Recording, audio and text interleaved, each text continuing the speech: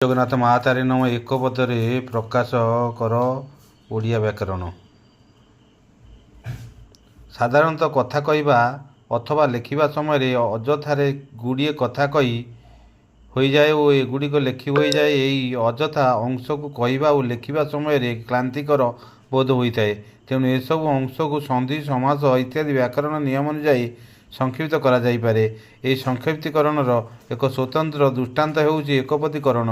କେତେକ ପଦକୁ ଅଲଗା କରି ନ କହି ଏହାକୁ ଏକ ପଦରେ ପ୍ରକାଶ କରାଯାଇପାରେ। ଯଥା ଭିକ୍ଷାର ଅଭାବ ଦୁର୍ଭିକ୍ଷ, ନଅଙ୍କ ଦୁର୍ଭିକ୍ଷ ଓଡ଼ିଶାର ମେରୁଦଣ୍ଡ ଭାଙ୍ଗି ଦେଇଥିଲା। ଧାତୁରେ ଜାତ ଧାତବ, ଧାତବ ପଦାର୍ଥମାନଙ୍କ ମଧ୍ୟରେ ଲୁହାର ବ୍ୟବହାର ଅଧିକ। ପିତୃ ସମ୍ବନ୍ଧୀୟ ପୈତୃକ, ସେ ତାଙ୍କର ସମସ୍ତ ପୈତୃକ ସମ୍ପତ୍ତିକୁ ବଞ୍ଚିତ ହେଲେ। ସମୁଦ୍ରରେ ଜାତ, ସାମୁଦ୍ରିକ, ତିମି ଏକ ବୃହତ୍ତକାୟ ସାମୁଦ୍ରିକ ଜୀବ। ବୃହତ୍ତକାୟା ଯାହାର, ବୃହତ୍ତକାୟ, ତିମି ଏକ ବୃହତ୍ତକାୟ ଜୀବ। ଧନୁ ଧାରଣ କରନ୍ତି ଯେ ଧନୁର୍ଦ୍ଧର। ରାମଚନ୍ଦ୍ର ଥିଲେ ଜଣେ ସୁବିଖ୍ୟାତ ଧନୁର୍ଦ୍ଧର। ବିଦେଶରୁ ଆଗତ ଯେ ବିଦେଶାଗତ ବା ବୈଦେଶିକ। ବୈଦେଶିକ ଶକ୍ତିମାନେ ଆମ ଦେଶରେ ବହୁ ବିଭ୍ରାଟ ସୃଷ୍ଟି କରୁଅଛନ୍ତି। ବିଶ୍ୱରେ ଯେ ବିଖ୍ୟାତ, ବିଶ୍ୱବିଖ୍ୟାତ ଆର୍କିମେଡ଼ିସ୍ ଥିଲେ ଜଣେ ବିଶ୍ୱବିଖ୍ୟାତ ଦାର୍ଶନିକ। ଦର୍ଶନଶାସ୍ତ୍ର ଜାଣନ୍ତି ଯେ ଦାର୍ଶନିକ। ଆର୍କିମେଡ଼ିସ୍ ଥିଲେ ଜଣେ ବିଶ୍ୱବିଖ୍ୟାତ ଦାର୍ଶନିକ। ବିଜ୍ଞାନ ଗବେଷଣା କରନ୍ତି ଯେ ବୈଜ୍ଞାନିକ। ଆର୍କିମେଡ଼ିସ୍ ଥିଲେ ଜଣେ ବିଶ୍ୱବିଖ୍ୟାତ ବୈଜ୍ଞାନିକ। ମୁକ୍ତି ପାଇବାକୁ ଯେ ଇଚ୍ଛା କରେ ମୁମୁକ୍ଷୁ।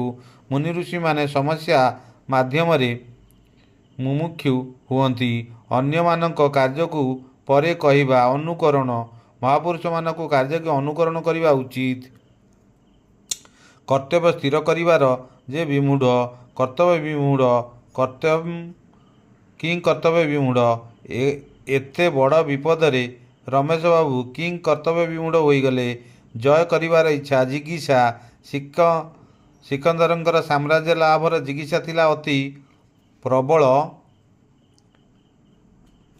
ଇଚ୍ଛା। କୂଳର ସମୀପ, ଉପକୂଳ, ସାଗର ଉପକୂଳରେ ଲମ୍ବି ଯାଇଛି ଝାଉଁ ବଣ। ଦାନର ଯୋଗ୍ୟ, ଦାତବ୍ୟ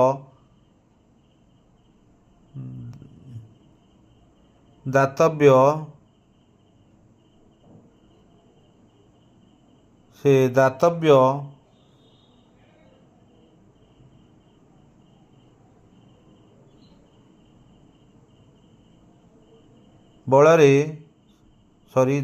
ବଳରେ ଚିକିତ୍ସାଳୟରେ ଚିକିତ୍ସିତ ହେଉଛନ୍ତି।